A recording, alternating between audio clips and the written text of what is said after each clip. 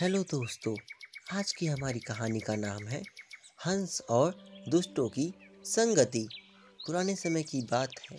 एक राज्य में एक राजा था।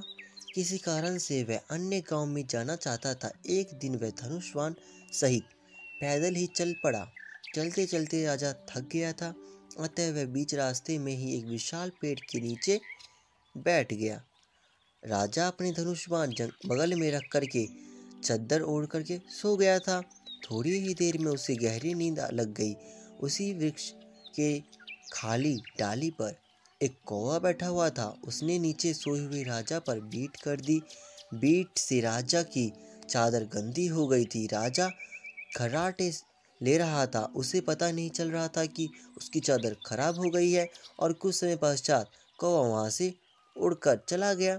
और थोड़ी ही देर में एक हंस उड़ता हुआ आया और हंस उसी डाली पर और उसी जगह बैठ गया जहाँ पर पहले कौवा बैठा हुआ था। अब अचानक राजा की नींद खुली। उठते ही जब उसने ऊपर अपनी चादर देखी तो वह बीट से गंदी हो चुकी थी। राजा स्वभाव से बड़ा क्रोधी था।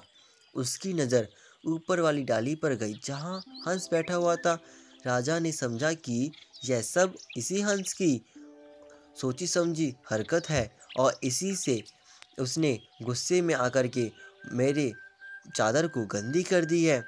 तो क्रोध में आकर के राजा ने आव न देखा ताव और ऊपर बैठे हंस को अपना तीखा बाण चला करके उसे घायल कर दिया।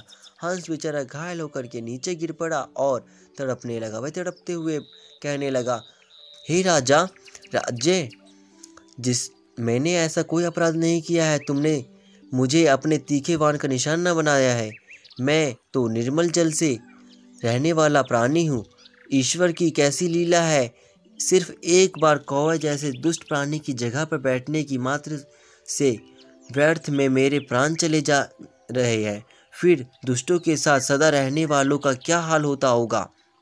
हंस ने प्राण छोड़ने से पूर्व कहा, हे राजन, दुष्टों की संगति नहीं करना चाहिए, क्योंकि उनकी संगति का फल भी ऐसा ही होता है। राजा को अपने किए हुए पर अपराध का बोध हुआ और वह प्रायश्चित करने लगा।